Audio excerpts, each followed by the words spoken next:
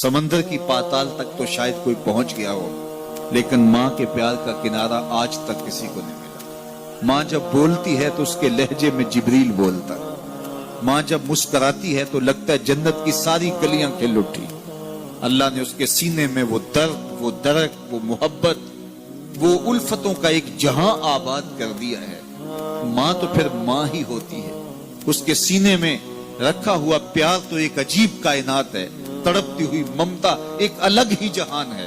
कभी आपने देखा हो कि बच्चा घर से निकलता है, दुनिया की बड़ी बड़ी दानिशगाहों में उसका इंतजार हो रहा होता है, लोगों को अक्लो बीनिश सिखाने जा रहा होता है, उसकी एक एक बात को लोग मोतियों की तरह झोलियों में डालते हैं। और दुनिया की दानिशगाहों में, यूनिवर्सिटियों में और दरसगाहों में लोग उसके मोतियों जैसे जुमले सुनने के लिए बेताब होते हैं कि ये अक्लो बीनिश का मुरक्का है, ये फहमो इदराक का पहाड़ है, इसकी बातें जिंदगी गुजारने का गुर सिखाती हैं।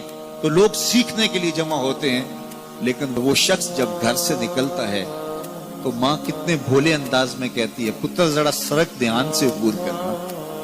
जो दुनिया को अक्लो बीनिश का सबक सिखाने जा रहा है, उसको ये भी नहीं पता कि सड़क कैसे अबूर करनी है। लेकिन माँ के प्यार का रूप है, ये माँ की मोहब्बत का तेवर है, ये उसकी उल्फत के रंग हैं। और जब तक बच्चा घर पलट नहीं आता, बेटा वापस नहीं पहुंच जाता, माँ के दिल में खटका रहता है और वसवास में रहती है और बेटे के लिए दुआएं मांगती रहती है कि मेरा बेटा खैर से घर पलट आए। माँ के सीने में इतना प्यार क्यों है? दुख झेल लेती है, तकलीफें गवारा कर लेती है। गरीब माएं तो बेटों और बेटियों का पेट पालने के लिए किसी के घर के बर्तन भी मांजने पड़े तो इससे भी गुरेज नहीं करती। तकलीफें सह लेती हैं, अजियतें गवारा कर लेती हैं, लोगों की गुलामियां कबूल कर लेती हैं। माएं अपनी औलाद के लिए क्या कुछ नहीं करती। माँ को अपनी औलाद से इतना प्यार क्यों है?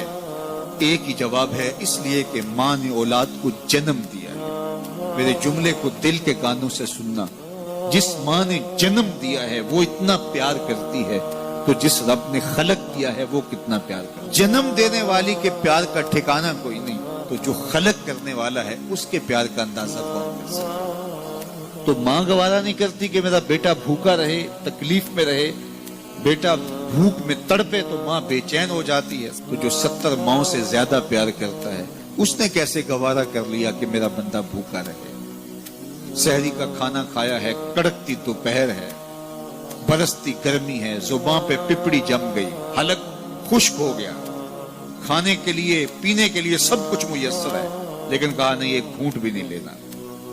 वुजू करते भी एहतियात करना है, हलक से नीचे कोई कतरा उतर ना जाए, कुछ खाना भी नहीं।